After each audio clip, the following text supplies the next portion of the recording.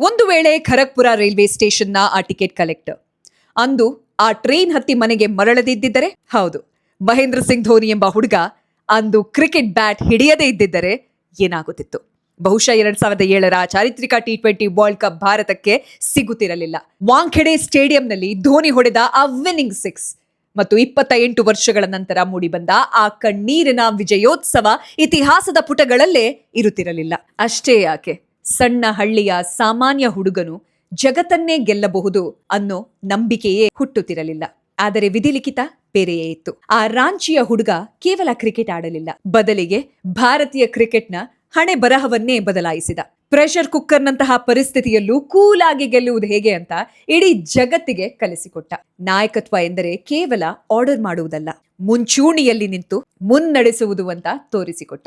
ನೆನಪಿಡಿ, ಧೋನಿ ಕೇವಲ ಒಬ್ಬ ಆಟಗಾರನಲ್ಲ, ಭಾರತೀಯರ ಪಾಲಿಗೆ ನಂಬಿಕೆಯ ಮತ್ತೊಂದು ಹೆಸರು.